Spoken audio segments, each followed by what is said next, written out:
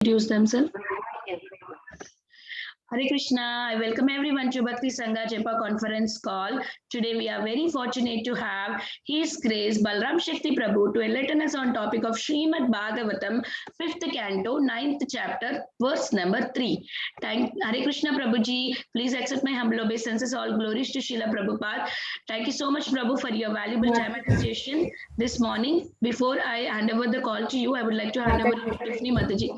Oh yes, Mataji, we don't want Mataji, any. can we just keep the introduction? I'm sorry, because Prabhuji gets less time. So Okay, sure, sorry, Mataji. sorry about that. Sorry about No, that. no worries, Mataji. No worries. I was thinking so. Yeah. Hare Krishna, Prabhuji, please accept my humble obeisances. All glories to Srila Prabhupada. Thank you so much, Prabhu, for your valuable time and association this morning. Please take over the call, Prabhu. Hare Krishna.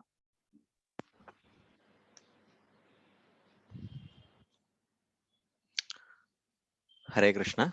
So thank you all very much. Actually, I would like to apologize because every time I go over time, so it's causing inconvenience. So this time I have consciously sort of planned that I will keep it short, but of course I plan this every time.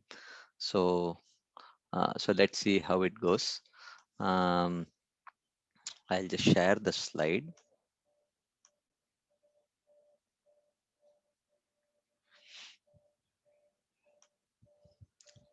Okay. NaMo विष्णुपदाय कृष्णप्रेष्ठाय भूतले श्रीमते भक्तिवेदांत स्वामिनिति नामिने नमस्ते सारस्वती देवे गौरवाणी प्रचारिणे निर्विशेष शून्यवादी पाश्चात्य देशतारिणे जय श्री कृष्ण चैतन्य प्रभु नित्यानंद श्री अद्वैत गदाधर शिवासादि गौर भक्त वृंद हरे Krishna Krishna Krishna Hare Hare Hare Ram Ram Ram Hare Hare Hare Krishna. So thank you all very much for joining the session today. We have been discussing from Srimad Bhagavatam 5th canto, the episode of Bharat Maharaj. So today we'll be discussing from the 9th chapter of the 5th canto, 3rd chapter.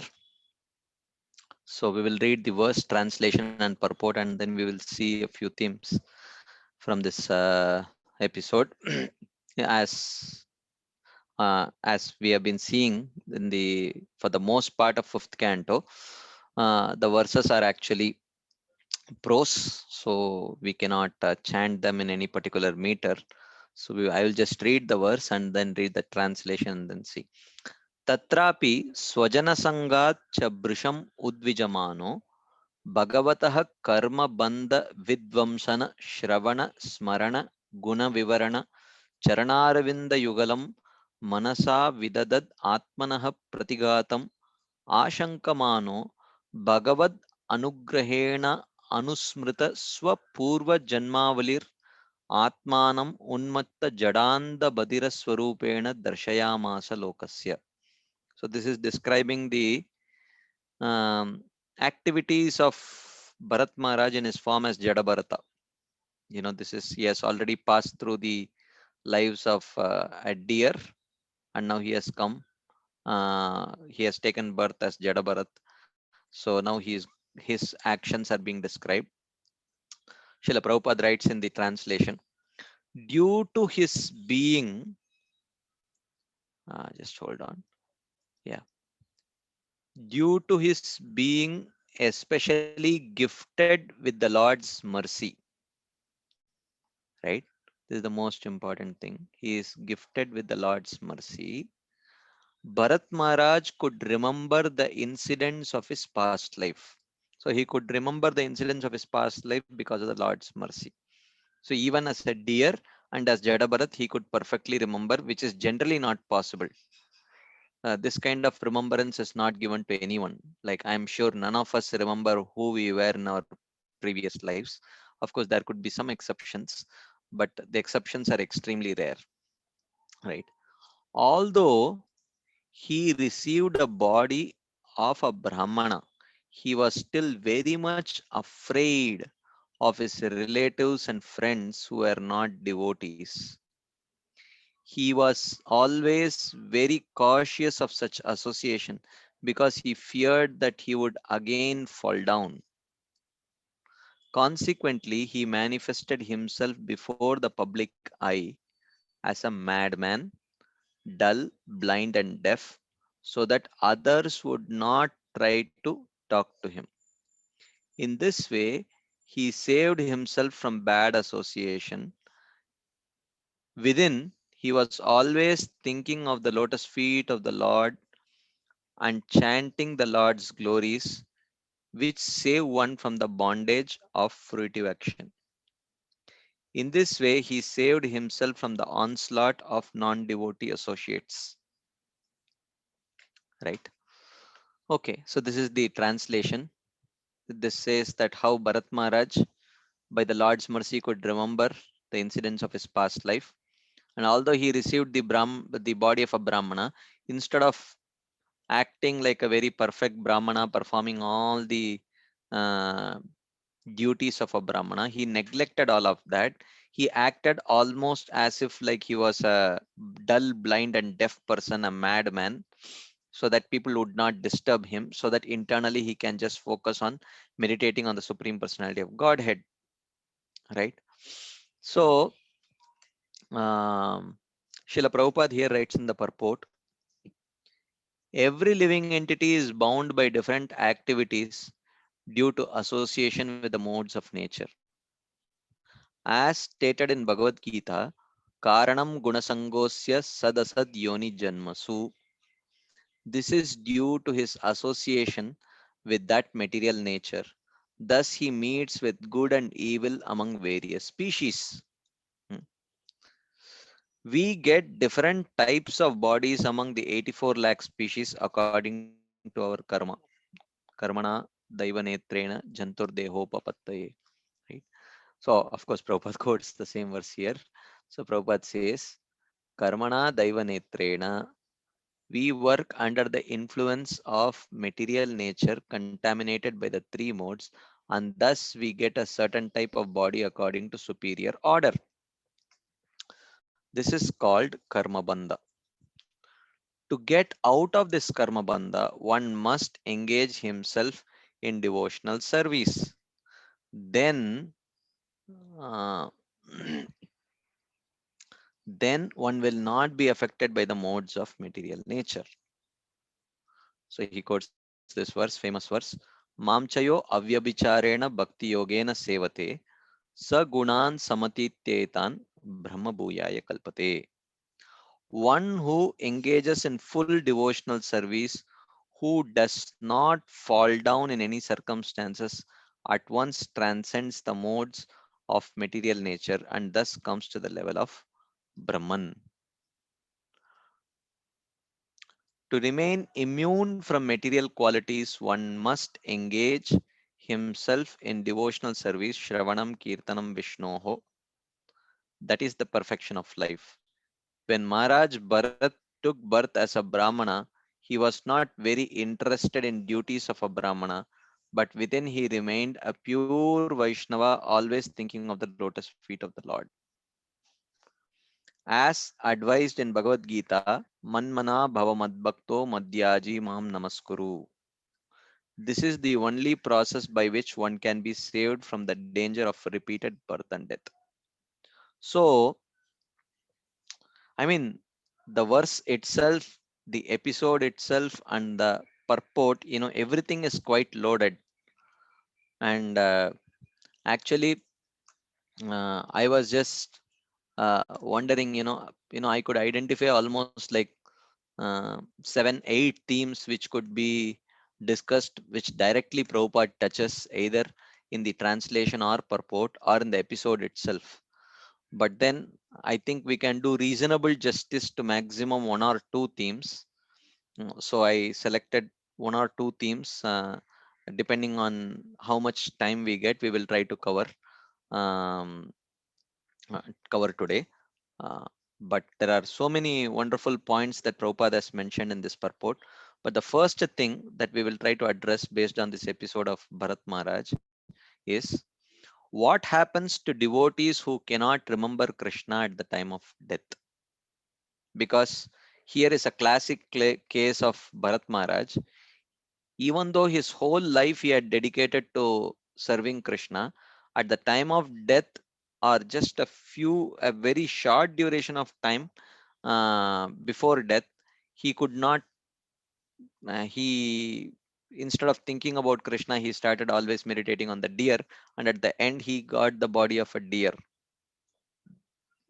So there are two principles which we all often hear in while growing up in Krishna consciousness. One is the principle of Neha Vikramanashosti Pratyavayo na Vidyate Swalpamapyasya Dharmasya Trayate Mahato Bhayat. How even little bit of uh, Krishna consciousness or bhakti when performed saves one from the greatest of danger, and it is recorded and it is not lost.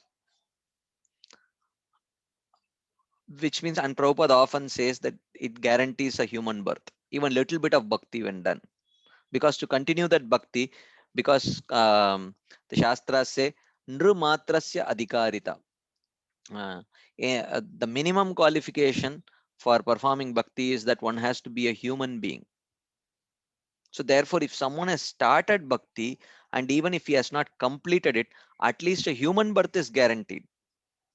That's what the verse Neha Vikramanashosti says. So here is a very interesting proposition, the life of Bharat Maharaj, where he did not perform little bhakti. His bhakti was not swalpa, swalpamapyasya dharmasya. Only swalpa was left before he could enter prema. He had reached the stage of bhava. But interestingly, at the time of death, he could not remember Krishna for whatever reason. We will see that. And Prabhupada often quotes this verse, Yam yam vapi smaran bhavam tejatyante kalevaram tam tam evaiti kaunteya sada tadbhava bhavitah.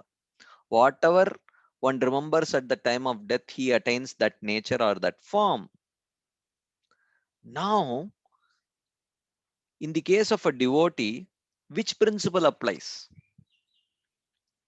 Swalpamapyasya dharmasya, even little bit of thing that he gains, will it guarantee him a human birth? Or at the time of death, if he remembers a deer or some animal or some whatever, will it give him that birth? Which principle applies to a devotee? This is a very confusing thing, right? So now let's try to discuss this theme. Let's first try to understand these verses, right? So in the eighth chapter of Bhagavad Gita, in the fifth verse, Krishna says, Antakale cha mam eva smaran muktva kalevaram ya prayati samadbhavam yati nastyatra samshayah. Antakale, right? At the time of death, muktva kalevaram ya prayati. He who leaves this body, right? Mameva smaran, while remembering me, or he says, while knowing me in truth, right? Saha, that person, mad bhavam yati, he attains a nature similar to mine. Nasti atra samshayah. Of this there is no doubt, right? And the generic principle is mentioned in the next verse. Yam yam vapi smaran bhavam tyajatyante kalevaram tam tam evaiti kaunteya sada tadbhava bhavitah. Yam yam vapi smaran bhavam. Whatever one thinks of, tyajati ante kalevaram, while giving up his body at the time of death, tam tam eva eti, he attains a similar state, sada tadbhava bhavitah, to the object of constant thought. Whatever he has been constantly thinking, he attains that state. O Kaunteya, O son of Kunti, he attains. Right? So, according to this principle, we can understand why Bharat Maharaj attained the body of a deer. Now, what about the principle of Neha Vikramanashosti? Let us try to understand what this principle is mentioning, what the acharyas talk about this verse, and if is there a contradiction here, or if so, how do you resolve it, right? And how do you understand this whole thing with respect to Bharat Maharaj's case? Of course, we have discussed this quite elaborately, but still I wanted to touch. He says, Neha Vikrama Nashosti Pratyavayo na vidyate Swalpamapi asya dharmasya trayate mahato bayat. So he says, Iha Abhikrama. Abhikrama means process. In this process, refers to practicing pure devotional service, right? In this process of pure devotional service, na nashaha asti. He says, there is no loss by stopping without completion, which was the case of Bharat Maharaj, right? So he stopped without completing. In fact, it was like he was just going to touch the end line. 99 meters covered, the 100th meter needs to be covered, and the vehicle is stopping there, right? It was literally, he was just about to complete and he could not complete. And Krishna says, in this process, there is no loss by stopping without completion. And when Krishna says, later he says, Swalpamapyasya dharmasya, even if 1% is covered and 99% not covered, still that 1% is not lost, right? In this process, there is no loss by stopping without completion. And then he says, Pratyavayona vidyate. And there is no sin incurred by imperfection in performance. Like, say, for example, if you are practicing karma yoga, right? If you, instead of practicing your dharma according to your varna and ashrama, if you perform someone else's dharma or some according to their varna and ashrama, then it is a sin.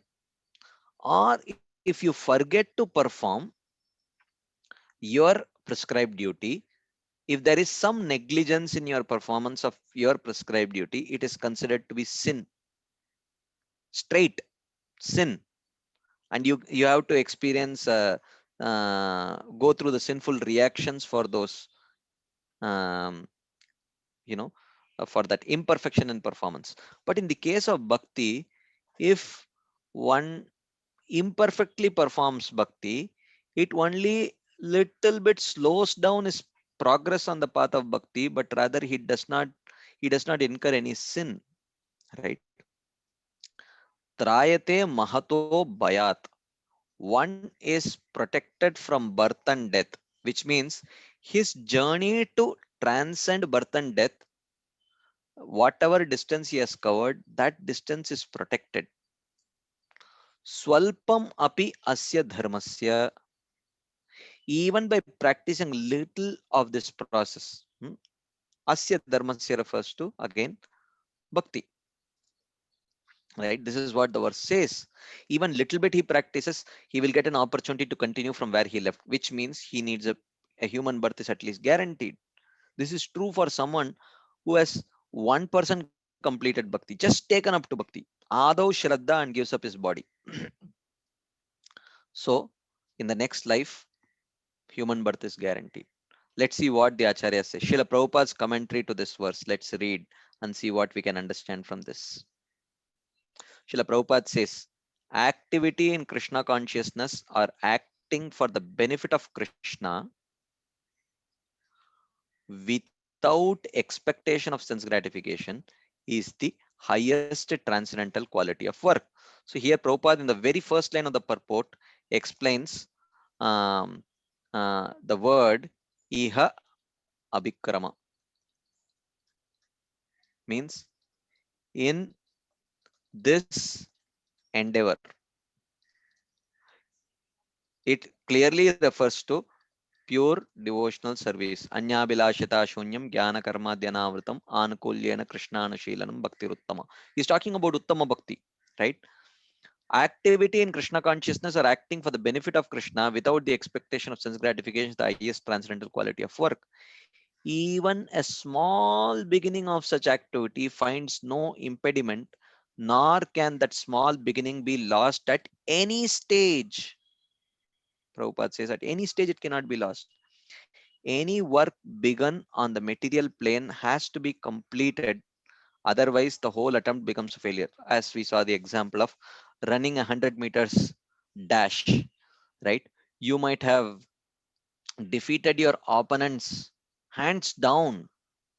You might have covered 99 meters, and the person who is running behind you, the second placed person, may have covered only 75 meters,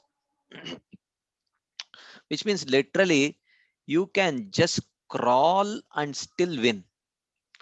But if you stop at 99 meters and simply refuse to complete the last 1 meter, uh, you are lost, or rather, you are not even last. You are considered, your race is considered to be incomplete, right? But this is not the case with an endeavor on the platform of bhakti. Any work begun on the material plane has to be completed, otherwise, the whole attempt becomes a failure. But any work begun in Krishna consciousness has a permanent effect, even though not finished, right?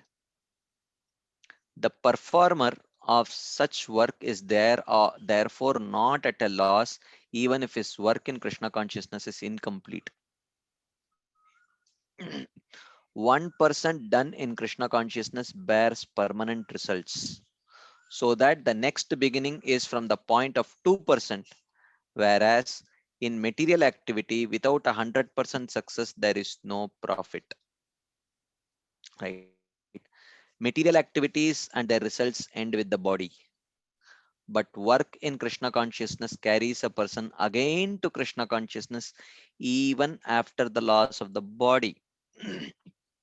But to practice Krishna consciousness, he needs a human body, right? So that's what Prabhupada is mentioning here.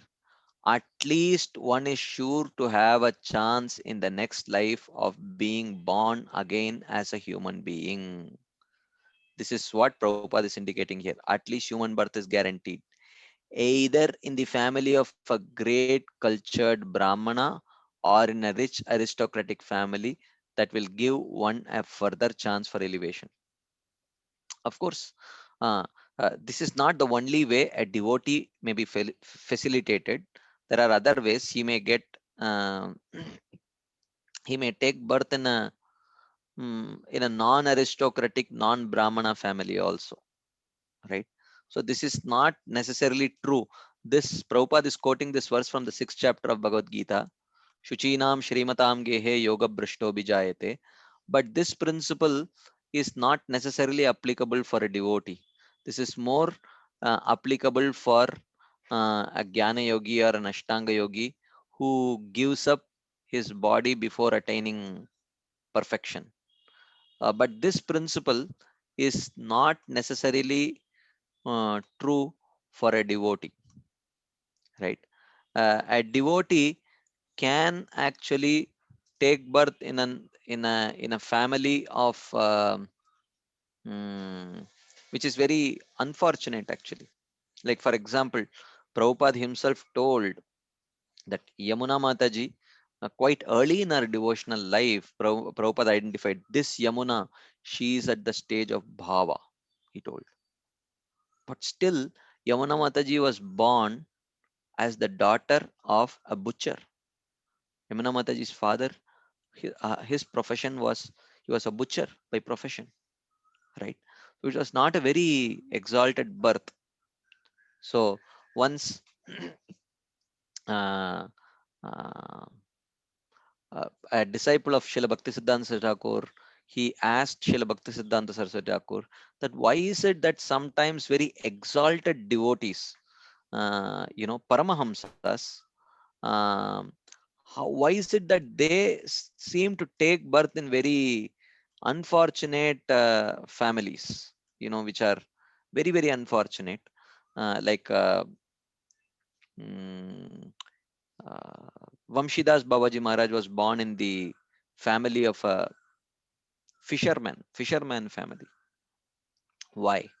So Bhaktisiddhanta Saraswati Thakur said, so this time and again Krishna does just to show that to take up to bhakti, a high birth is not a prerequisite, right? So therefore, Kirata Honandra Pulinda Pulkasha Abira Shumba Yavanaha Kasadayah Yenye cha Papa Yadapa Shreya Shreya Shuddyanti Tasmai Prabhavishnave Namaha. So one can take birth in any of these and still practice bhakti.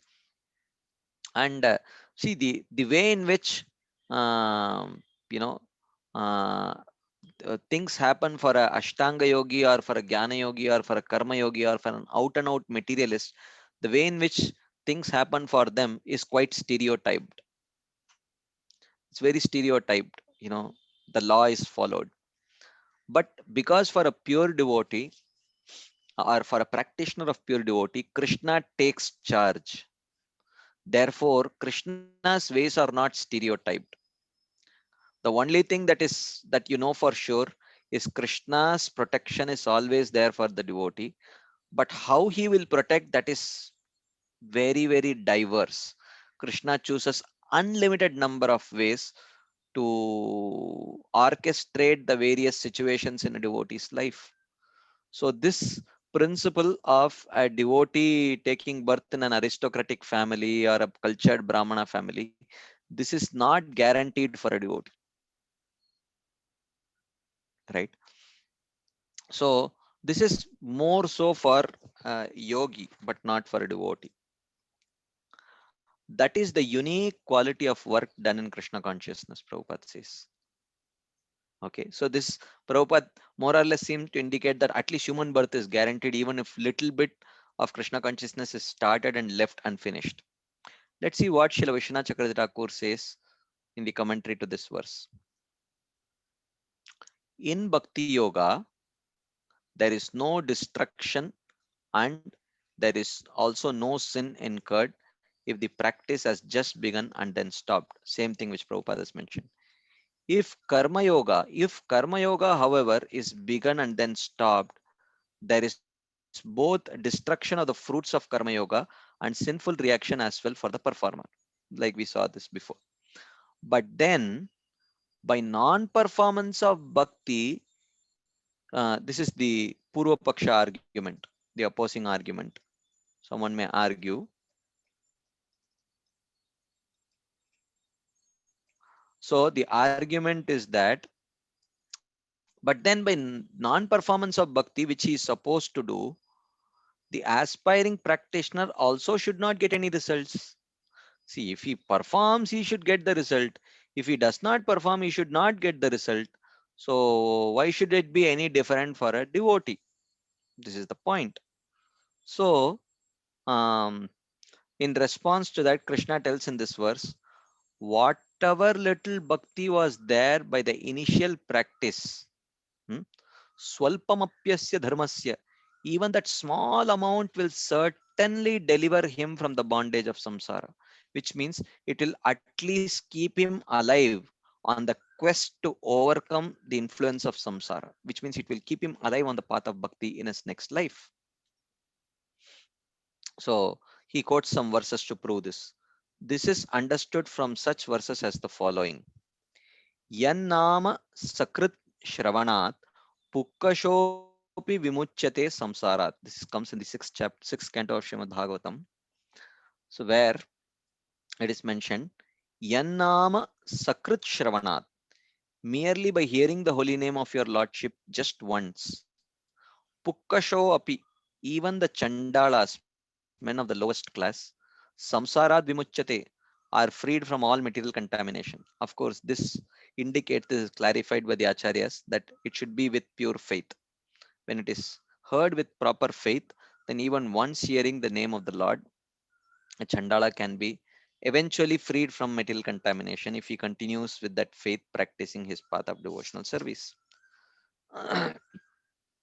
Or some freedom from samsara means the moment he has heard the name or chanted the name with pure faith, which means the moment he has become a devotee, his subsequent births are not decided by law of karma, but they are decided by Krishna himself. That's what it means, right? And it is also seen in the example of Ajamila and others. One can see that the following statement by the Lord has the same meaning. So he quotes another verse from the 11th canto of Srimad Bhagavatam, famous verse. Nahi anga upakrame dvamso mad dharmasya uddava anu api maya vyavasita samyak nirgunatvad anashishah. So Krishna says, my dear Uddava, Maya samyak vyavasitah. Because I have personally established it. Mad dharmasya. This process of devotional service unto me, nirgunatvad anashishah, is transcendental and free from any material motivation. Nahi anu api dvamshah. Certainly a devotee never suffers even little bit, upakrame, even the slightest loss by adopting this process, right? So this is the same as Neha Bikramana Pratyavayo na Vidyate. Because I have personally established it. Of course, Krishna has personally established not just Bhakti Yoga, he has established even Karma Yoga, Jnana Yoga, Ashtanga Yoga is all established by Krishna only. But Krishna wants to specifically say that the process that I have personally established is actually Shuddha Bhakti. That is the path. And certainly whoever accepts this path, there is not even the slightest loss by adopting this path. In the Bhagavatam verse quoted above, Krishna also shows the cause of indestructibility of bhakti. Why is bhakti indestructible? Because it is beyond the gunas. It can never be destroyed. And this point also Prabhupada mentions in the purport, that by practice of bhakti one can transcend the influence of the three gunas. Prabhupada quotes this verse. Mam chayo avyabhicharena bhakti yogena sevate sagunan samatityaitan brahma bhuyaya kalpate. So, and the reason for that is that how can one transcend the three gunas? Because the process of bhakti itself is beyond three gunas, right? Therefore, one can transcend the influence of the three gunas by practicing bhakti, right? The same reasoning should also be applied to the present Gita verse, that Neha Vikramanashosti Pratyavayo na Vidyate Swalpamapyasya Dharmasya Trayate Mahato Bhayat. So even if one takes, even one performs even little bit bhakti, once he starts bhakti, his next birth is not decided by karma. It is decided by bhakti. That being the case, how would you reconcile that yam yam vapi smaran bhavam tejatyante kalivaram? Whatever he will remember at the time of death, he will get that birth. Or if he has performed even little bhakti, will he get a human birth? So this is a very delicate situation. How are you going to reconcile this contradiction, right? So so therefore, which of the principle applies? Because in the very case of Bharat Maharaj, he seemed to have received the body of a deer, right? So then what is our hope? Are we even guaranteed human birth according to the Neha Vikramanashosti verse, or according to the episode of Bharat Maharaj, we may get some other birth, and which seems to be supported by the verses Yam Yam Vapi Smaran Bhavam uh, and Antakale cha Mameva Smaran Muktva Kalivaram. So what applies and what does not apply? So let's see. Srila Prabhupada reconciles this apparent contradiction. Okay, let's see how he reconciles. So the often asked question in regard to this, what happens if a devotee is unconscious at the time of death? Let's say, as in the case of COVID times, someone goes into a ventilator and remains unconscious at the time of death. What will happen to that person, right? So what principle applies? Because antakale cha mameva smaran may not happen. So what will happen to that person? So Srila Prabhupada, while he was giving in the very, very early days during Prabhupada's first visit to San Francisco from New York in 1967 March, in a Bhagavatam class from the 7th canto, 7th chapter, Srila Prabhupada answers this question, right?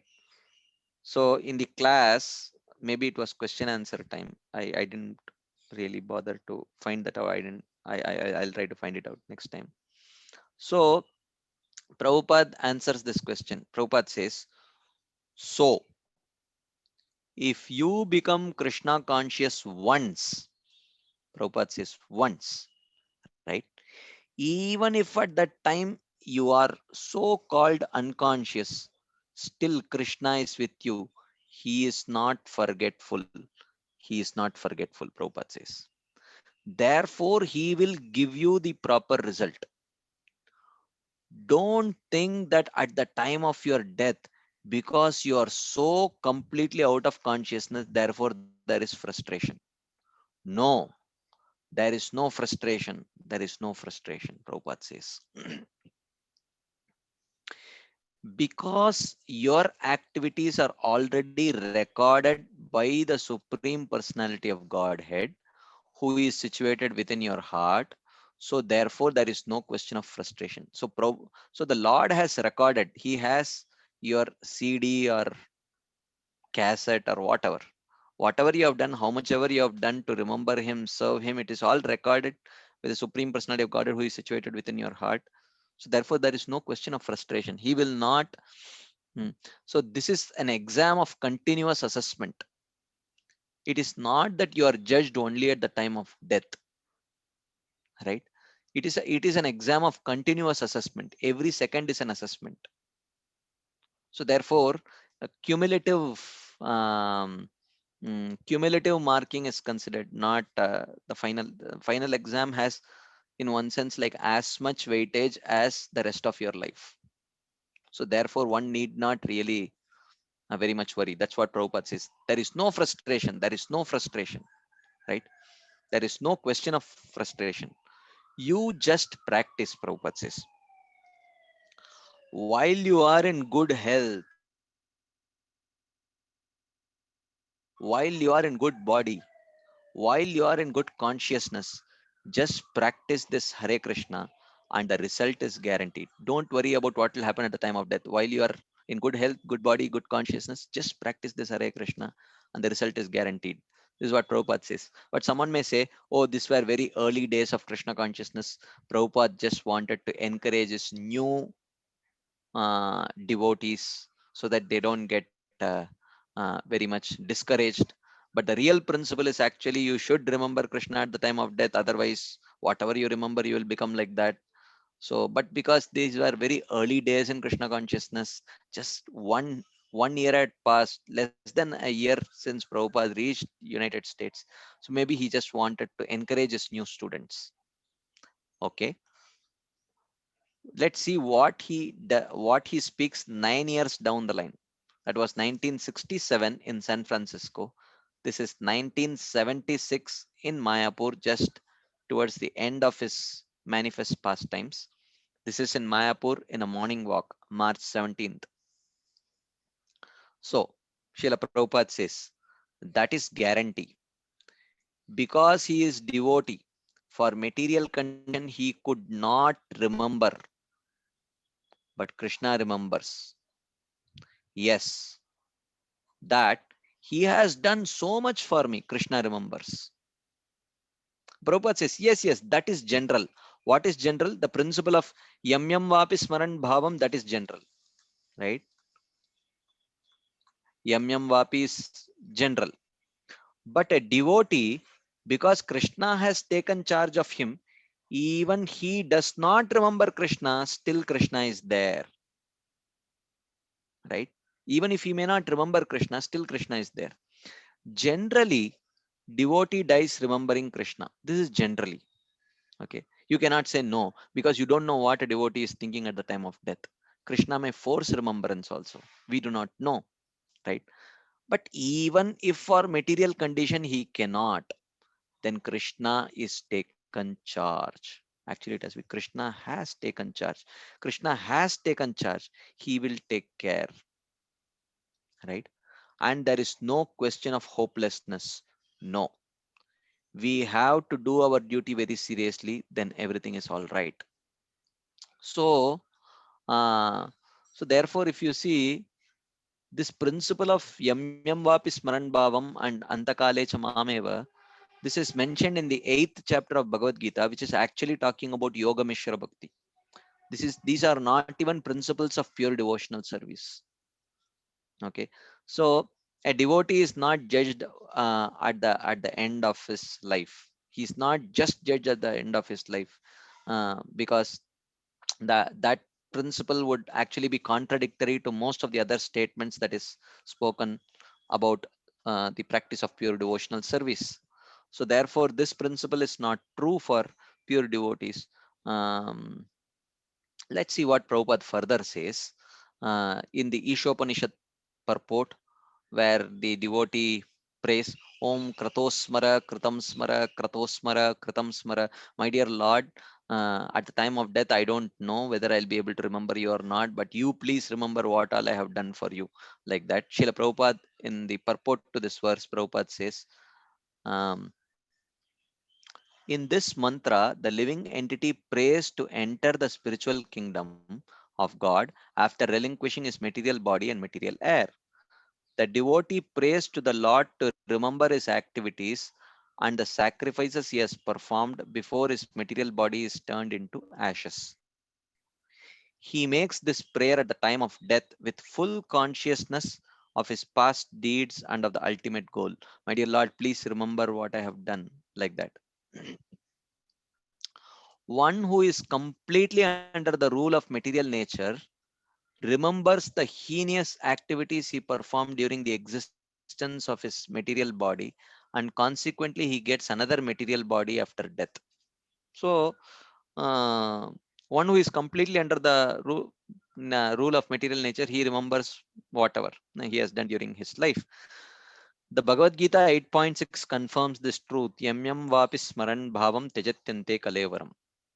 So Prabhupada also seems to indicate that this indicates a person who is under the uh, material rule of material nature. Unlike the simple animals who have no developed mind, the dying human being can remember the activities of his life like dreams at night. Therefore, his mind remains surcharged with material desires, and consequently, he cannot enter into the spiritual kingdom with a spiritual body. Okay, so this is generic for a human being. So for a human being, he says, for any human being, he can remember the activities of his life like a dream. Therefore, his mind remains surcharged with material desires, and consequently, he cannot enter in the spiritual kingdom with a spiritual body. Prabhupada says, however, okay, the devotees, however, right? The word however is used to establish a contrast, right? So for ordinary human beings, that is the case. The devotees, however, which means in contrast to the ordinary people, they develop a sense of love for Godhead by practicing devotional service to the Lord. So they develop a sense of love. Hmm. Even if at the time of death a devotee does not remember his service to the Lord does not forget him. See, this is common sense, right? This is common sense.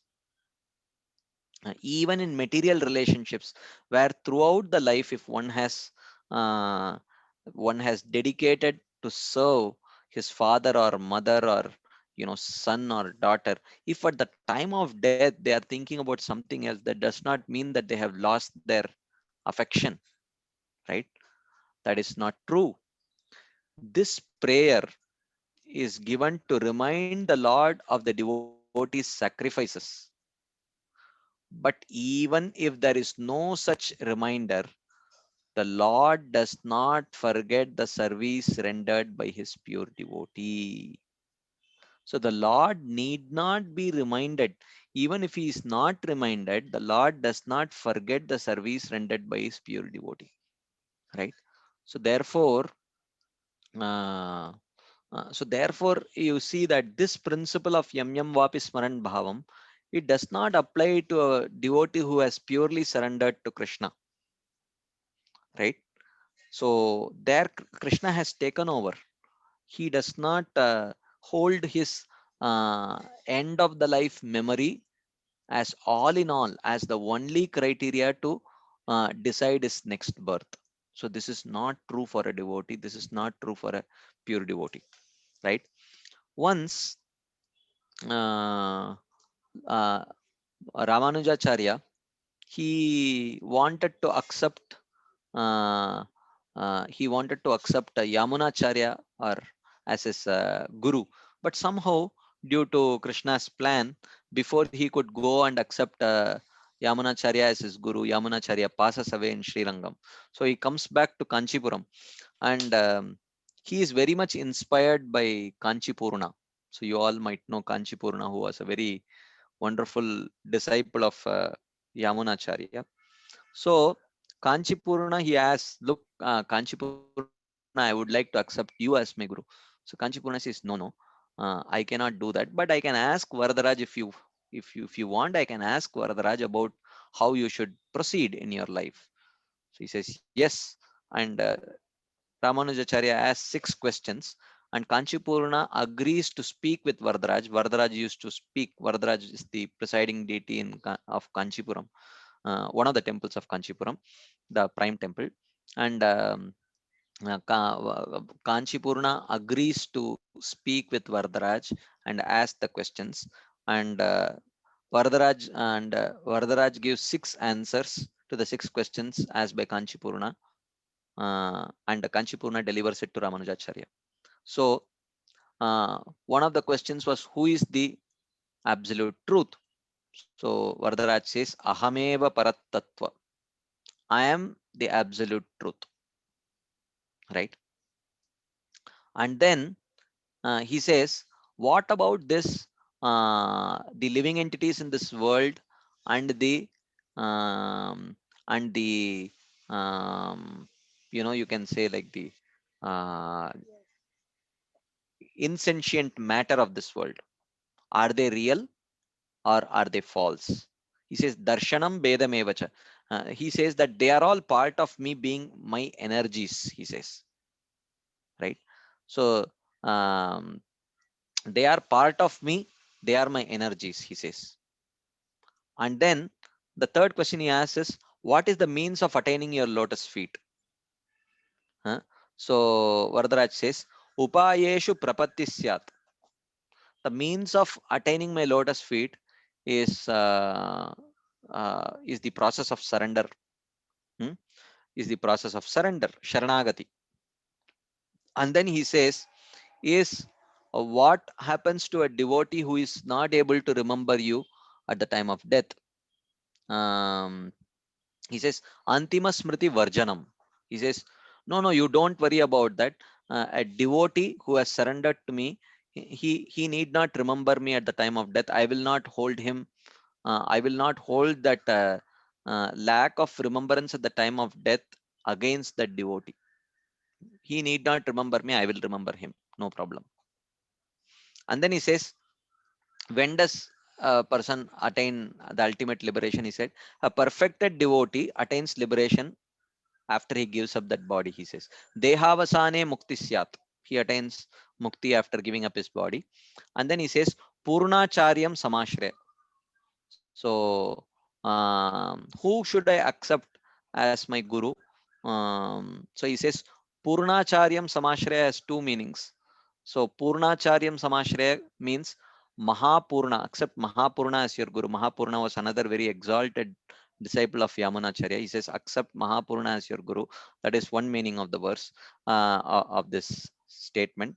Or it also means accept a very bona fide guru who is very exalted in his realization, like that. So that is another meaning of Purnacharyam Samashraya, like that. So anyway, but the point is that the fourth point, when Ramanujacharya asks, what if a surrendered devotee is for whatever circumstances is not able to remember you at the time of death, he says, Antima Smriti Varjanam, no need. He need not remember me at the time of death. I will remember him. Like that. I feel very honored to remember my devotee like that at the time of death. So he says. So therefore, this principle of remembering Krishna at the time of death, Neha Bikramanashosti um, versus Yam Yam Vapi Smaran Bhavam. Actually, the principle of Yam Yam Vapi Smaran Bhavam does not apply for devotees. It applies only for those who are like not yet pure devotees, the mixed devotees or non-devotees. The principle that applies to devotees is neha vikramanashosti pratyavayo na vidyate swalpamapyasya dharmasya trayate mahato bhayat.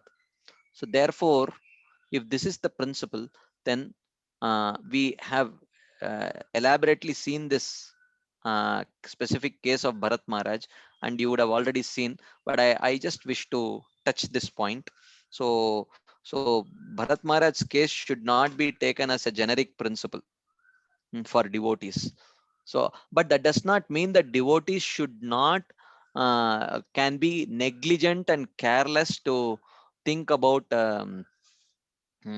anything they want at the time of death. That's not the lesson, but the point is that uh, um, you know your memory at the time of death is not the only criteria which will decide your next birth. That is the point actually. So the case of Bharat Maharaj, you would have seen, this is we are discussing now 593 and 5826. You would have already seen. I think Vrajvihari Prabhu took this verse, uh, but I'm not very sure. I didn't get an opportunity to hear that class, but I don't think I think I just touched this point before, or I wanted to touch, but I'm not very sure if I touched. So it is mentioned that Swarabdena Karmana, it is mentioned. I will just directly go to the translation. So it is mentioned that his heart afflicted by unfulfilled desire, Bharat Maharaj fell down from his practice of yoga. Not only that, he fell down from his detachment from material enjoyment achieved by bhakti. He had reached a very high stage of detachment from material enjoyment by his practice of bhakti. He fell down even from that, and he even fell down from his worship of the Lord by the Lord's special arrangement of prarabdha karma. This is mentioned as su arabdha karmana. Hmm? So therefore, this was a special arrangement by Krishna. His attachment to that deer was specially arranged by Krishna. Mriga Dharaka Abhasena, through the appearance of the young deer. Right. Of course, we could now go to the and discuss from Bhakti Rasamrit Sindhu that whether even a person at the stage of bhava, it is even possible for him to get attracted to a deer. It is not possible. So it is definitely an orchestration by Krishna to teach common devotees what they should be careful about what to get attracted to. Okay, so katam itarata jati antara ena kunaka asangaha. How else could he develop attachment for the young deer, huh? If it was not orchestrated by Krishna, right? Prak parityajya dustyaja hridaya abhijatasya. Because he had previously rejected his own sons. Why? Sakshad nishreyasa pratipakshataya. Pratipaksha means obstacle. Seeing attachment to his own sons as being an obstacle to his attaining his goal, he gave their association. How could such a person get attracted to a mere deer?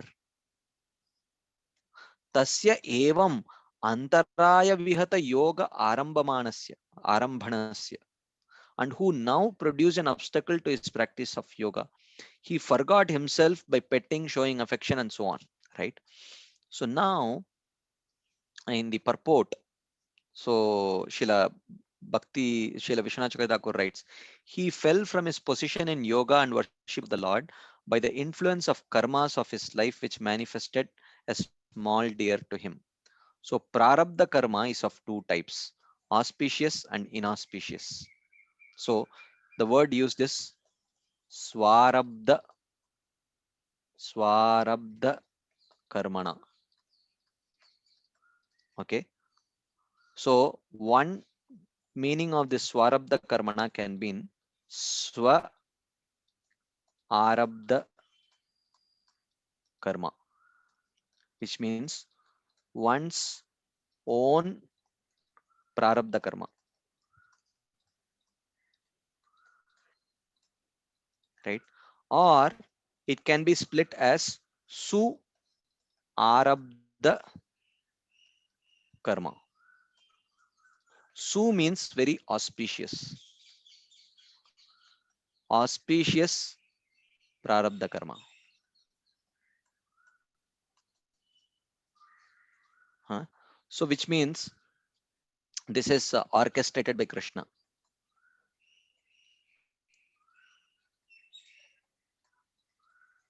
right? The first type occurs by the will of the Lord. Okay, of course, what I mentioned as second is the first that he says auspicious. The first type occurs by the will of the Lord to increase the longing for devotion to the Lord, like a sharp ointment applied to the eyes. Right. So this is accepted favorably by the devotee. Okay, this is accepted favorably by the devotee. Being similar to the regular prarabdha karma, it is accepted as such because the devotee's mood is mana shunyata, absolutely free from all kind of false prestige, his absolute humility, because of which he thinks that, oh, actually I deserve, it must be my own prarabdha karma only. But in reality it is not. That which creates more intense bhakti in the future takes place in those who already possess rati or bhava, right? That which creates more intense bhakti. That is why you would have seen in the episode of the deer, it is mentioned that the deer had 1,000 times more intense attraction to the lotus feet of the Lord than even Bharat Maharaj. And as Jada Bharat, he had 1,000 times more attachment to the lotus feet of the Lord than even the deer. So when the attachment to Krishna is multiplying manifold, multifold, how could it be a fall down? You know, the birth of the deer, how could it be a fall down, right? And which deer actually has love for Krishna? It's very rare. It's only a very special case, right? And the second type consists of results of actions of previous lifetimes, which manifest later as absorption in material life. So it is not the. So it's a very important point that you need to consider. Huh? So it is not the body that um, indicates fall down. It is the absorption in, it is the uh, increased absorption in matter and decreased absorption in Krishna that indicates fall down. So when seen from a very, very generic superficial way, actually Bharat Maharaj had fallen down. But in reality, his taking birth as a deer had enhanced his absorption in Krishna. So therefore, when you consider this understanding of fall down, that fall down means increased absorption in matter and decreased absorption in Krishna. So if you consider this definition of fall down, Bharat Maharaj did not have a fall down because he had an increased absorption in Krishna and decreased absorption in matter. because even as a deer, he ran to Pulaha ashram to hear Krishna Katha from the sages. In the verse, the first type is indicated by the word Su in Swarabdha Karmana. So Su Arabdha Karmana, right? He fell from his austerity of rejecting material enjoyment, which was produced by Bhakti Yoga, Yoga Tapasa. So by Bhakti Yoga, he gave up all material enjoyment. Even though Bhakti does not have great obstacles, he fell from the worship of the Lord by the will of the Lord, right? So how else could he fall?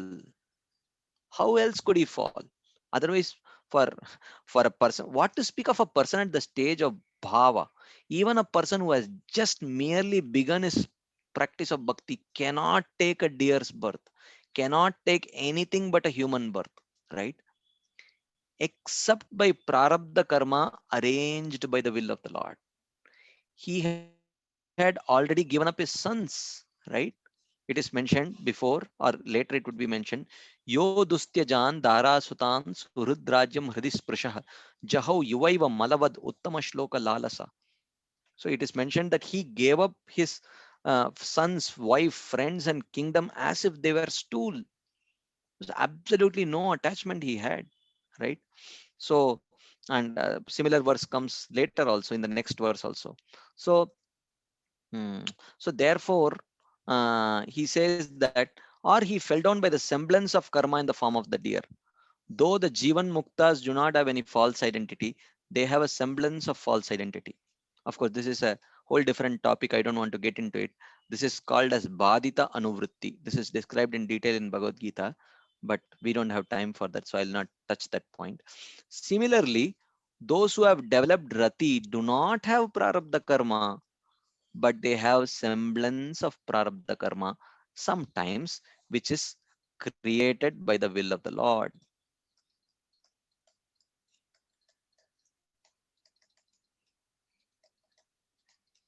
Right?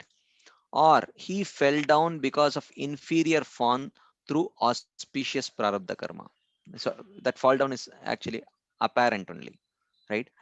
Under the influence of his good prarabdha karma, Bharat took care of the deer.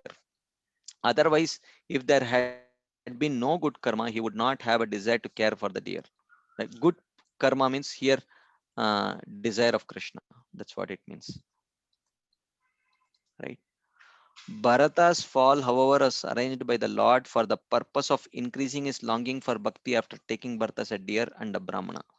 Therefore, the Lord has said. So, this is Krishna speaking to the gopis.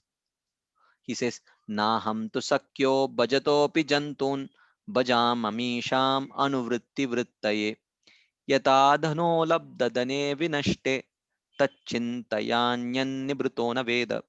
Krishna says to the gopis, but the reason I do not immediately reciprocate the affection of living beings, even when they worship me, O gopis, is that I want to intensify their loving devotion. They then become like a poor man who has gained some wealth and then lost it, and who thus becomes so anxious about it that he can think of nothing else, right? So just to increase that intensity of longing to attain it again, Krishna orchestrates this like that. So, and similarly in the case of Priyavrat Maharaj also, this case comes, right? So in the first verse of the, I mean, you must have already covered this section, but I will just very quickly touch this point. So Parikshit Maharaj asks about Priyavrat Maharaj to Shukadev Goswami, right? So, because there was a mention about Prevrat Maharaj towards the end of fourth canto, so then Parikshit Maharaj asked this question: Priyavrato Bhagavata Atmarama Katam Mune Grihe Aramata Yad Mulaha Karma Bandha Parabhavaha. O sage, how did the great devotee and Atmaram Priyavrat enjoy household life? Why? What is the problem? Because household life is a cause of bondage to karma, and it defeats even the pure soul. So therefore, how did he choose to enjoy household life? Because this was mentioned in the fourth canto that he did enjoy household life. And then Parikshit Maharaj continues. He says, "Na nunam mukta sanganam tadrishanam dujarshaba grihishu abhiniveshoyam pumsam bhavitumarhati."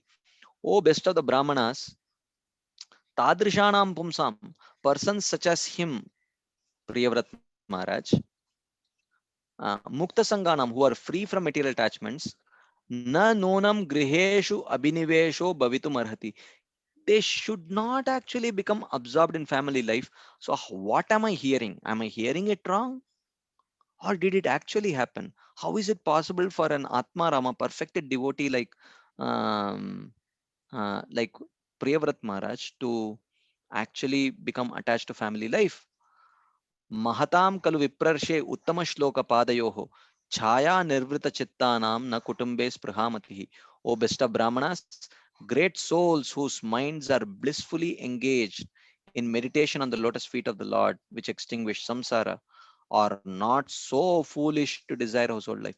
So generally, those who are blissfully engaged in meditation on the lotus feet of the Lord, which is what Priyavrat Maharaj was doing, it is not possible for him to become absorbed in household life. So how come I am hearing this kind of a presentation from you about the life of Priyavrat Maharaj? Samshayoyam mahan Brahman Dharagara Sutadishu Saktasya Yat Siddhirabhut Krishne cha Matirachyuta. O great Brahmana, my doubt is that though he was attached to wife, house, and children, he still attained perfection and always thought of Krishna. So, Shukadev Goswami, in order to um, answer his point, he says, Badamuktam Bhagavata Uttama Shlokasya Shrimat Charanaravinda Makaranda Rasa Aveshita Chetaso Bhagavata Paramahamsa Daita Katam Kinchit Antaraya Vihatam Swam Shivatamam Padavim Na Prayena Hinmanti. So Shukadeva Goswami says, Badam, Badamuktam. What you said is correct, my dear Parikshit Maharaj. But Aveshita Chetasaha, those whose minds are completely absorbed, Makaranda Rasa, in the sweet taste of Bhagavata Uttama Shlokasya Srimad Charanaravinda. Those whose minds are absorbed in the sweet taste of the lotus feet of the Supreme Lord, na prayena hinvanti, they do not generally give up. Hmm. Shivatamam padavim, the auspicious path. What is the auspicious path? Katam, of the topics of the Lord. Bhagavata Paramahamsa Daita, that Lord who is very dear to the great devotees. Kinchid Antaraya Vihatam, even though there may be some obstacle, like in the case of Priyavrat Maharaj, who was asked to get married, which may seem like an obstacle, but if he had achieved the point that he is making is, for perfected devotees, external circumstances, however unfavorable they may be, it will not remove their absorption in the lotus feet of the Lord. So Srila Vishnu Jagadhakur writes, Shukadev accepts the question but refutes it. It is true that it is not possible for the Atmarama to become attached to household life and for the person attached to household life to be attached to Krishna, because these are opposite. But you should not think that the great devotees of inconceivable character would ever even temporarily become attached to material things, which was the case of Bharat Maharaj also. So don't judge a person from the externals, he says. It is not possible for them. Even though it is mentioned that Priyavrat Maharaj was engaged in many in amorous exchanges with his wives, but here Srila Shukadeva Goswami is clarifying that it is not possible for great devotees of inconceivable character to even temporarily become attached to material things. Those whose minds are absorbed in the Lord do not reject the topics of the Lord which are most dear to the Paramahamsas, right?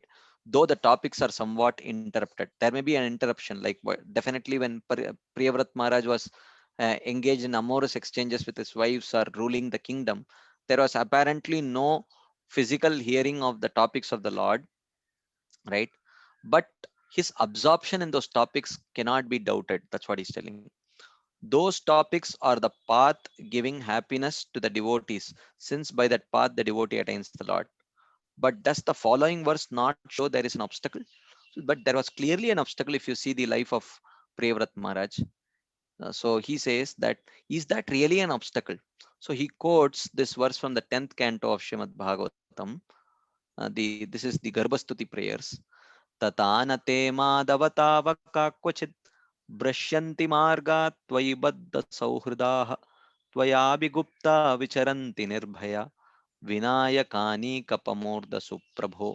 He says, O Madhava, tavakaha, if your devotees, twayi baddha sauhrida, who are completely bound with you in love, kvachit brashyanti margat, sometimes they may fall from the path of devotion. Na tata, actually they do not fall like non-devotees. Why? Tvayabi gupta, because you still protect them.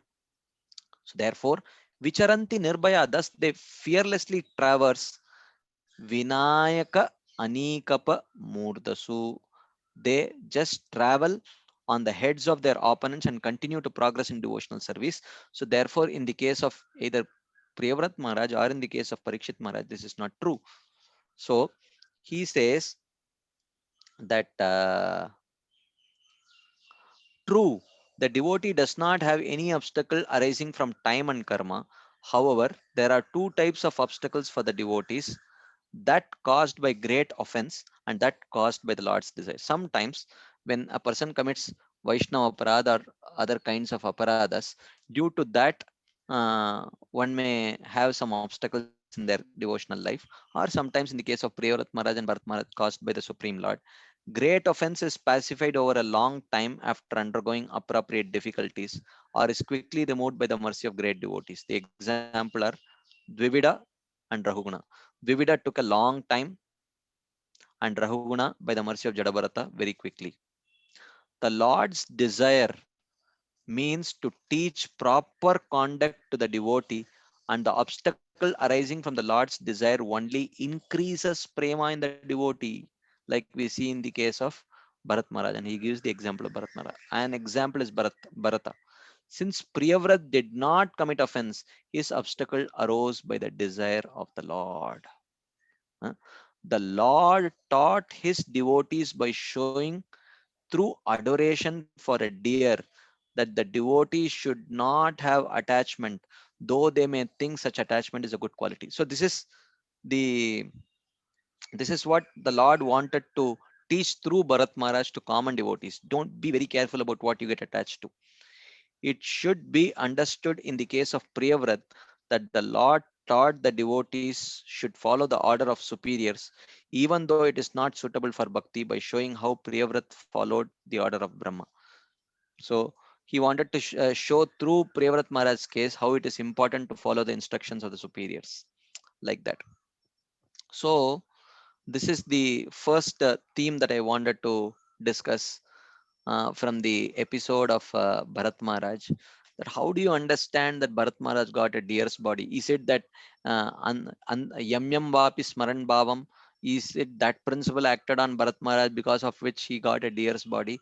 Or how do you understand this whole episode? Right. This is something that I wanted to touch. Second theme, I know I'm running short of time, but I will just quickly touch this theme also, because this verse says that Bharat Maharaj, when he took birth as Jada Bharata, he purposefully acted just like a dumb person, um, just to avoid non-devotees association.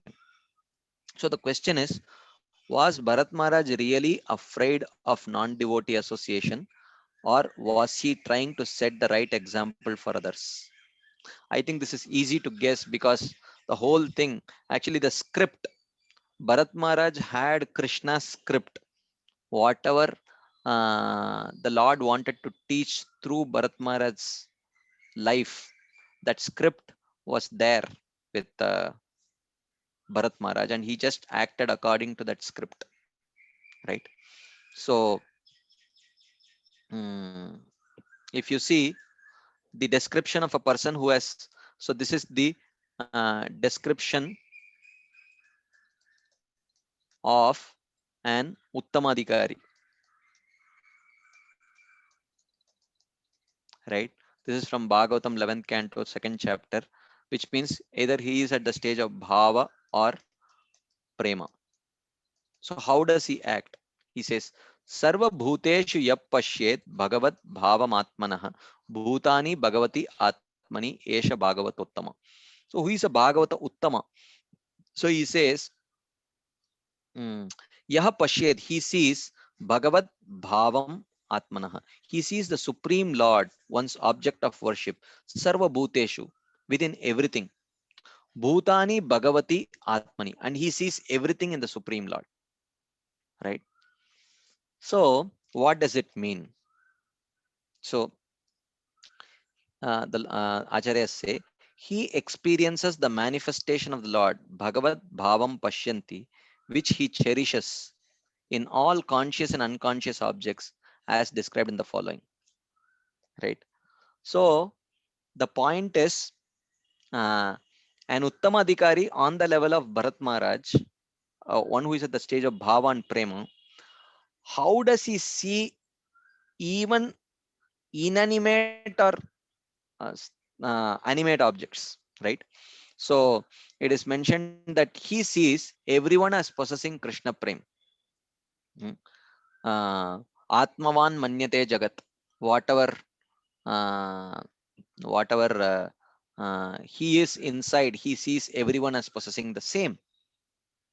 So therefore, there is no question of an Uttama Bhagavata actually becoming afraid of non-devotees association, because he sees a non-devotee also as possessing Krishna Prem. Right? In the Chaitanya Charitamrita Madhya Leela, for the first time, Chaitanya Mahaprabhu is going to meet, he has just met Ramananda Rai on the banks of Godavari at Kovur. Okay. So Ramananda Rai is presenting this question to Chaitanya Mahaprabhu. Eka samshayamora achaya hridaye kripakari kaha more tahara nischaye. He says, Ramananda Rai then said that he had but one doubt within his heart, and he petitioned the Lord, please be merciful upon me and just remove my doubt. What is that doubt? He says, Pahile dekilun tomar sannyasi swaroop, ebe toma deki mui shama goparoop. Ramananda Rai told Lord Shri Chaitanya Mahaprabhu, Pahile dekilun tomar sannyasi swaroop. First I saw you in the form of a sannyasi, ebe toma deki mui shama goparoop. But now I am seeing you as Sham Sundar, the cowherd boy. Right? Tomara sammuke deki kanchana panchalika. तारा गौर कांते तोमार सर्व अंग ढाका. तोमार सम्मुखे देखी कांचन पंचालिका. You are looking, and now I see you looking like a golden doll. Tara gaura kante tomar sarva anga dhaka, and your entire body appears covered by a golden luster. So first I see you as a sannyasi in golden color, then I see you as Sham Sundar, then again I am seeing you as a golden doll. ताहा ते प्रकट देखो सवम शिवदान नाना भावे चंचलता है Kamal Nayan. And then I am seeing you, seeing that you are holding a flute to your mouth, and your lotus eyes are moving restlessly due to various ecstasies. ए मत तो मादे के हय चमत्कार अकपटे कह प्रभु कारण इहार.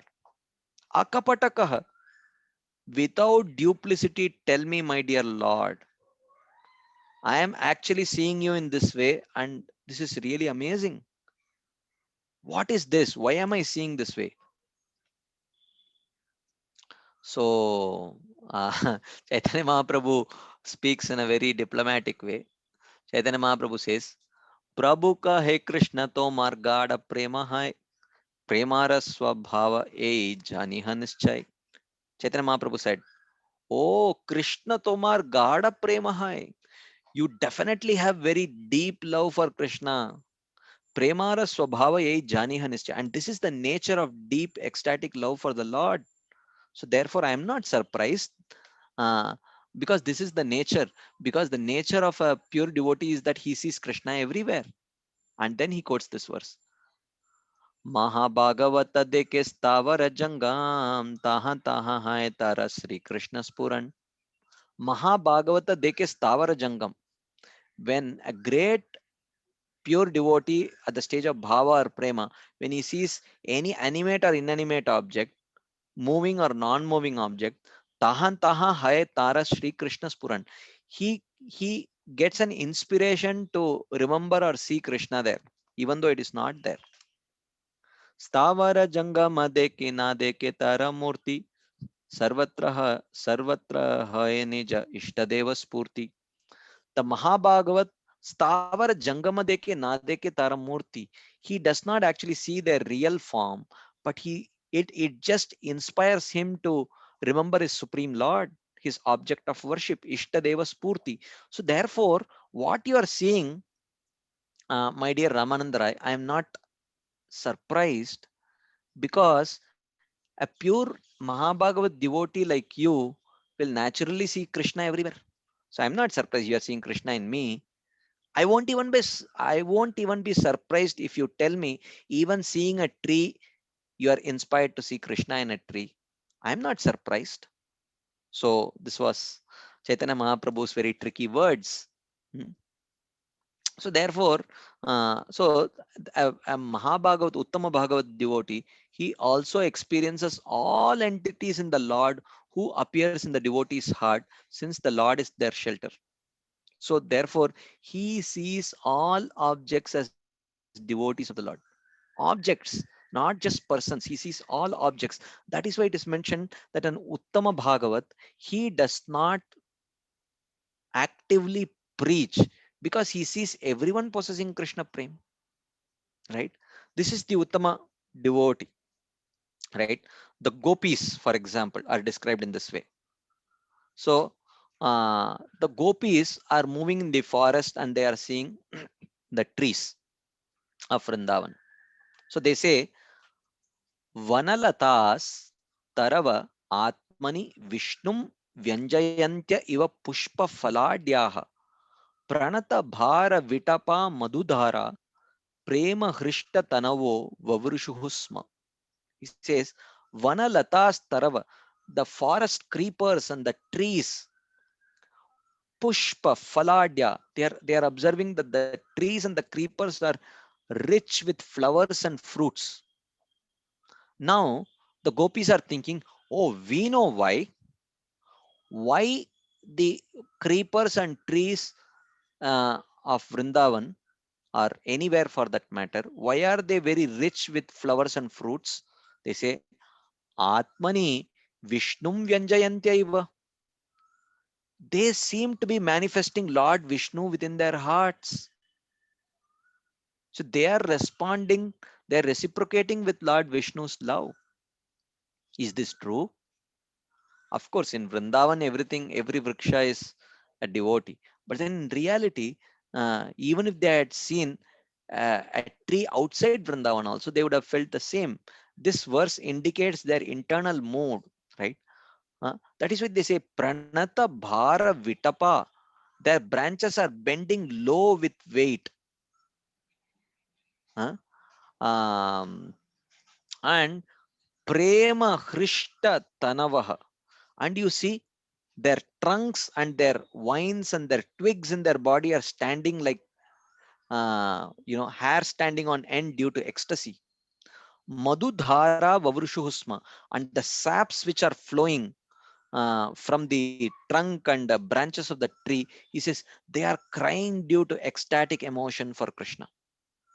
So therefore, these kind of devotees at the stage of bhava and prema, Stavara Jangama Deki Nadeki Taramurti, Sarvatra Hoy Nija Ishtadeva Spurti. They are seeing that these objects also are behaving in particular ways because of their love for Krishna, even though it may not be necessarily true, right?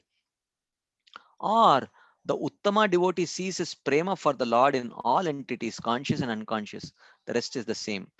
Therefore, he offers respect to all entities with devotion because he thinks that they are all devotees, as explained in 11.2.40. Thus, it is said. So, they are seeing the a normal river which is flowing, and they are thinking, Nadyastada tadupadharya mukunda geetam avarta lakshita manobhava bhagna vegaha आलिङ्गनस्तगितमूर्मि भुजैर्मुरारेर् गृह्णन्ति पादयुगलं कमलोपहाराः. So the gopis are observing Nadyas Upadarya Mukunda Geetam. When Krishna is playing his flute, they see that the rivers are flowing, and watching the rivers flow, they see Tada Tad Manobhava. Their minds begin to desire him. So they are thinking about uh, the rivers in this way. As soon as Krishna plays his flute, the river is thinking, I wish to attain Krishna. Okay. So what does the river do? Bhagna Vegaha. The flow of their currents is broken, which naturally happens in a river. It's not very uniform always. Avarta Lakshita. Hmm? And therefore their waters get agitated, moving around in whirlpools. Whirlpools are many times you do see whirlpools in rivers, but when gopis see whirlpools in river, they are thinking, oh, this is caused due to the rivers hearing the flute sound of Krishna, and their heart is intensely desiring to attain Krishna's association. That is why they are agitated. And then Urmi Bujair Alinganasthagitam. And when they see the waves, they think that the river wants to embrace Krishna, like that. Hmm? Murarer Pada Yugalam Alinganasthagitam. Huh? So their waves are like arms which are trying to embrace Murari's lotus feet. Grihnanti Kamalopahara. And naturally, when the rivers, with the reverse waves, the lotuses that are also there will rise up along with the waves, right? So the gopis see them as, look, the rivers are trying to offer their object of love, the lotus, to Krishna. So therefore even rivers they see as prema bhaktas, right? Atmavan manyate jagat. Hmm. Or as the queens of Dwaraka, when they see a kurari bird which is screaming at night, lamenting, or so they are asking the kurari bird, oh, I know, kurari bird, you are lamenting in the middle of night because you tried searching for Krishna, but because it is night, Krishna has hidden himself in a very hiding spot along with his consort. So unable to find him, you are crying in deep lamentation, right? Just like us. So like that, the queens are telling. So therefore, even so, therefore, Bharat Maharaj, such a person at the stage of bhava or prema, does not even see anyone as being inimical to the Lord, actually. So therefore, Bharat Maharaj was just playing the script given to him by Krishna. Therefore, when he is acting as if he is a madman trying to avoid unfavorable association, this is a bhava bhakta need not be fearful of unfavorable association, because he does not see unfavorable association. Stavara jangamadeki nadeki taramurti sarvatra hoy nija ishtadeva spurti. But sometimes they do, understanding the plan of Krishna, they do step down and start seeing, they start seeing differences, like Prabhupada did, and many of the acharyas did, just to set the right example for others. And Bharat Maharaj's whole episode, either as Bharat Maharaj himself or as Jada Bharat, was to set the right example for sadhakas. So he acted just according to the script that the Lord had presented to him. Anyway, I'm really sorry, I have again gone over time, so I will stop my presentation here. If there are any quick comments, discussions, you can please share, and we will take. Thank you. Hare Thank you Krishna. very Thank much. you so much, Prabhuji, for such a beautiful class. There is one raised hand. We will take that first. Yeah. Anuradha Mataji, please go ahead, Mataji. Yeah, thank you so much, Prabhu. What a wonderful class. I mean, yeah, it is very wonderful explanation, Prabhu, never heard before, sort of. So for Karma Yoga, you said when someone is not doing, it's from your theme one, when Mhm. somebody is not doing their prescribed duty, they get sin. Yeah. Yeah, and then for devotional service, there is no loss. That's why the comparison.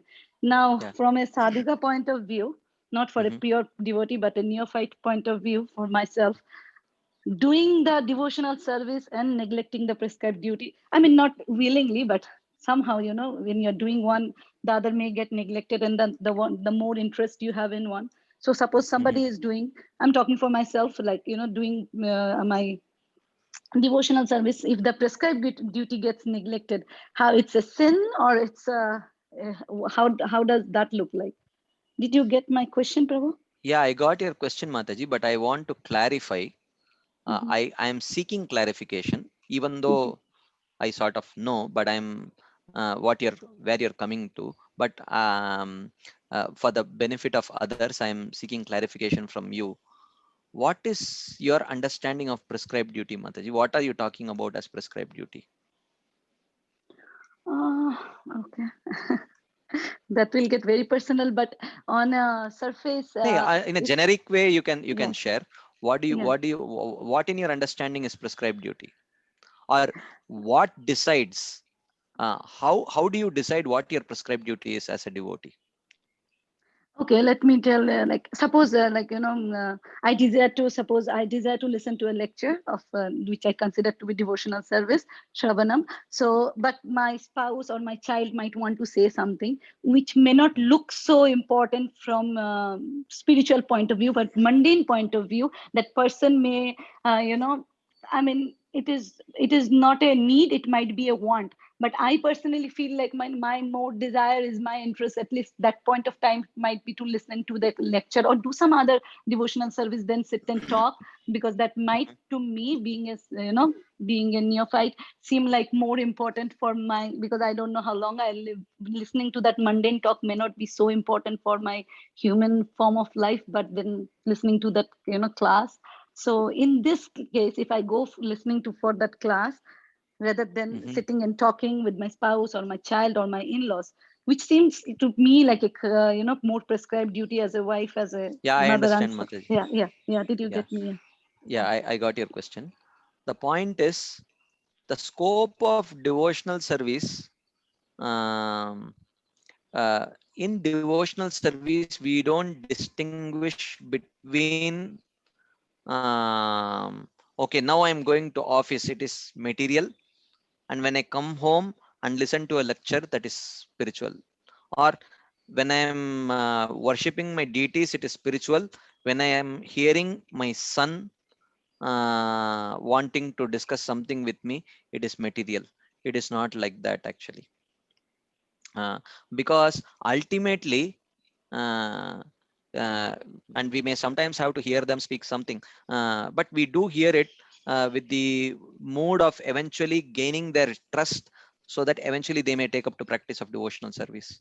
So therefore, taking care of children for a devotee is not a mundane prescribed duty. It is very much a part of devotional service, a very integral part of devotional service actually. Because otherwise, if we don't take care, then probably we are pushing them away from devotional service. Because if they don't get our attention and affection at the right time when they need it, it may be, you may see it as a want, but for them it may be a need at that time. Then that probably they will see that her desire to hear to that lecture takes precedence over showering affection on me. So therefore, seeing that the children may start seeing devotional service as a competitor to their attention from the parents. So eventually they may start hating devotional service, and indirectly we will become the cause. So therefore, Mm. for parents to take care of their children or family is certainly not considered uh, a mundane activity, it is as good as sitting and hearing a lecture. Because if you sit and hear to your son, maybe few years down the line, your son will sit with you and hear a lecture with you. But if you don't do that, then it will become a problem actually. Yeah. So, the Prabhu, even if the talk may not be spiritual and if it's mundane, you're still saying that you're still keeping the same opinion, right? Yeah. I mean, I, Yeah. I, I I certainly do. I'm not telling that your son is going to speak something spiritual, mundane So only. he does. But He does sometimes. Yeah, but then, yeah. Other than that, that's whatever. Because in Bhagavad Gita chapter 3, in purport, text 4 purport, in the purport, Prabhupada says, on the other hand, if someone takes to the transcendental service of the Lord, even without discharging his prescribed duties, whatever he may be able to advance in the cause is accepted by the Lord. yeah. So this, yeah, So, okay. Now, that's why, I mean, this is a whole different discussion, which will take a long time to okay, discuss. But in yeah, principle, I yeah, will mention. yeah, So, there in that purport, Prabhupada mentions Varnashrama prescribed duties. mm, As a mother, your prescribed duties. But mhm, according to your Varna and Ashrama. But here, uh, as a devotee mother, you're taking care of your son is not a varnashrama prescribed duty. It is very much devotional service only. So you cannot afford to neglect that, because you are potentially turning a person away from devotional service by doing that. So that is very much. I'll give you one small example, Mataji. I will, and then I think we'll move on to the next question. Once. Uh, mm, this many years back, maybe in late 80s or probably early 90s, in in Mumbai Chowpatty Temple, His Holiness Radhanath Swami Maharaj was going on rounds, and at that time, one devotee Mataji, she was cooking in the kitchen for offering the bhoga to Shishi Radha Gopinath. So Maharaj came and asked, Mataji, what are you doing here? And Mataji was so surprised, uh, because why would in a kitchen, what else you would do? Why would Maharaj have to ask such a question? So Mataji was so surprised, and she said, Maharaj, I'm cooking for the Lord, performing devotional service. So Maharaj said, from today I am your spiritual master. From today I am changing your service. I don't want to see you in this kitchen anymore, because Mataji had a 1-year-old son. And Maharaj said, from today, your service full time is to take care of Madhav. That is your devotional service. As a spiritual master, I am changing your devotional service from today. I don't want to see you in this deity kitchen. That's all. So therefore, as devotees, we have to understand that the scope of devotional service is very broad. It's not very narrow. It is not just the time that you spend sitting and hearing class or giving class or chanting. That's not just the, that's not the complete scope of devotional service. Every single activity that we do, just taking care of our children and family, if we have the right consciousness, definitely that falls within the category of devotional service. Thank you, Prabhu. Thank you so much for giving that example. It makes more sense now. I had another question. If nobody has question, then I'll come back. And otherwise, we will wait for next time. Thank you, Prabhu. Yeah, Thank you if so let's see much, if someone Dhanyavad. else raises their hands. If Yeah, there is one more question, Prabhu. Sureshwar Sham Prabhu, please go ahead.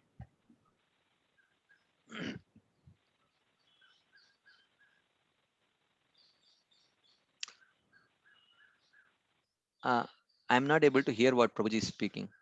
Prabhuji, you're muted. Can you unmute? Yeah, can you hear me, Prabhu? Yeah. Yeah, Hare Krishna, Prabhu. Thank you, Prabhu, for taking us deeper and in a very scientific way explaining, the important aspects. So, one question, Prabhuji. This one, when Maharaj Bharat got the deer life, right? Mm-hmm. He fully utilized and he did hear from the sages, right? So, Mm-hmm. that life, at least, he could have directly gone back to Godhead instead of taking a third life of Mm-hmm. Jana Bharat, right, Prabhu? Yeah, but It's Krishna's desire. Krishna wanted to accomplish certain things through Bharat Maharaj. He wanted to further intensify um, the love of Bharat Maharaj before he takes him back. So, and for a devotee, perfected devotee, anyway, Swarga, Apavarga, Narakeshu, Api Tulyartha Darshina, whether he gets to practice his Prema Bhakti in Swarga or in Vaikunta or in Brahmajyoti or in Naraka, wherever it may be, it does not really matter as long as he gets an opportunity to practice devotional service. So in one sense, Krishna was allowing him to practice the highest form of bhakti even in a deer's body and in Jadabharat's body. He was not depriving him. So therefore, perfection is not just reaching Vaikunta. Perfection is getting an opportunity and actually utilizing that opportunity to perform pure devotional service. That is the perfection. Yeah. Thank you very much, Prabhuji. And one more question, Prabhu. This one in the Neha Vikramasosti verse, right? So even if you see material, when material people do some activity, it is getting carried over, right, Prabhu? They are not losing everything in that life. Carried over, right? Like devotional service. Yeah, you're right. You're right. In one sense, you're right. Actually, even material piety gets carried over to the next life. You're right. And yeah, in one sense, you're right. But then in terms of the tolerance for making small mistakes here and there, that tolerance is not there either in Karma Yoga or Jnana Yoga or Ashtanga Yoga. Even small mistakes they do, they may get an opposite result or a different result or no result. But this is not true with Bhakti. So, Okay. so yeah, in one sense you are right. It is carried over in the other paths also in some other form. Not in terms of devotional credits, but in terms of material piety, it is carried over. You are right. Okay, Prabhuji. Thank you very much, Prabhu. Hare Krishna. Prabhu. Hare Krishna. Hare Krishna. Is there anybody having any more questions for Prabhuji? Mataji, may I ask my last small issue? Prabhu, you have time, Prabhu? Yeah, Prabhu, if you have I time. have time. Oh, okay. Anuradha Mataji, please go ahead. Yeah, thank you, Prabhu. Prabhu, when you were mentioning about the verse in Isha Upanishad, when the devotee is reminding Krishna to not forget what all he has done for Krishna, in Yeah. that you say, Yeah. so you were saying, then you mentioned it is for a pure devotee. So whatever you said prior to that, if it is all for pure devotees, how about the sadhakas or the neophytes for me? Yeah, I mean, so I mean, pure devotees, I mean, it's again you're bringing up a topic which needs a very elaborate discussion. So again, we are also practicing pure devotees only, right? We may not be perfected pure devotees, because if you say we are not pure devotees, then do you mean to say that sadhakas are mixed devotees? I want to know from you, Prabhu, because whatever I hear, I'm just asking. So I don't know what I am. No, actually, the point is that we may not have reached the stage of perfection, but nevertheless, we are also practicing pure devotional service only. So, therefore, um, uh, that verse holds good for sadhakas also. Yeah, Definitely. thank you. Yeah. Thank you. That's a hope and relief. Thank you, Prabhu. Hare Krishna. Dandavat Pranam. Very grateful. Hare Krishna. Hare Krishna. Is there any? Oh, Komadiki Mataji, please go ahead, Mataji. Hare Krishna, Prabhuji, please accept my humble obeisances. You have just mentioned in the Hare previous Krishna. slide Dandavat. that even Brahma Jyoti, they also perform the devotional service. So what I understood, can you hear? Prabhuji, can you hear? Yeah, I can hear it's little feeble, Mataji. If you can talk little loud, it's little feeble. Your voice. Yeah, is I'll little come feeble. little closer. Yes, previous answers, you have said about the But in the Brahma Jyoti also they can perform the devotional service. So this is my, it's a surprise to me that until now I was hearing that in the Brahma Jyoti there is no activity. So that's why they fall down. So could you please Well, explain? again, I think we did discuss on this theme. I'm not very sure if it was this forum or some other forum. I'm not able to recollect. But in Brahma Jyoti, it's not that you cannot practice devotional service, just that the situation is not very conducive. But otherwise, the very definition of devotional service as given in the second canto is Yatsyat Sarvatra Sarvada. In one of the Chatushlokis, in the fourth Chatushloki, defining bhakti, it is mentioned that bhakti is the path which can be practiced by everyone under all circumstances at every place. So if you say that in Brahma Jyoti it is impossible to practice bhakti, how can bhakti be Yatsyat Sarvatra Sarvada? How can it be practiced at every place by everyone? So therefore, it's not, there are certain places which are very conducive for practicing. Certainly Brahma Jyoti is not one of the places which is very conducive for practicing, but it's not impossible to practice bhakti there. Definitely it is possible to practice bhakti there. It may not be very conducive though. Okay. It's not easily digestible. You take your time, Mataji. But that's a fact. That's a fact. In Brahma Jyoti, it's not impossible, but it's not very conducive to practice bhakti there. That's why even in Swarga, it is mentioned, the demigods, they say that, we want to come and take birth as human beings in Bharatvarsha, because they say in Swarga, it is Atishaya Indriya Utsavat, because there is so much scope for sense gratification that it is so difficult to focus on practicing devotional service. But it is not impossible. It is not impossible to practice bhakti there. So therefore, in Brahma Jyoti also similarly, because there is no ability to utilize the senses, so therefore it becomes very difficult to practice devotional service, but it is not completely impossible. And it is mentioned elsewhere that Lord Shiva goes sometimes to Brahma Jyoti to preach also, to preach to them to take up to devotional service, it is mentioned.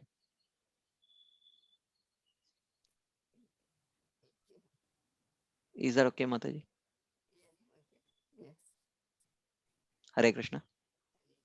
Thank you very much. Very, very beautiful class, Prabhuji. Very nice. Thank you. Thank you, Prabhuji. There is one question in the chat, Prabhu. Would you like to take that? Let me just check, Mataji. Yeah. So there is one question. Material piety does carry over, but it's not eternal like devotional service. In that sense, karma is temporary and doesn't get carried like bhakti. Is that understanding right? Yeah, correct. Yeah, it does get carried away, but material piety is anyway not eternal. But even if it's not carried over also, it is not eternal. So that way, I mean, anyway, they are looking for a material benefit only, and material piety is temporary. And so in that sense, but what they want gets carried over, but it's not eternal. You are right in that sense, correct.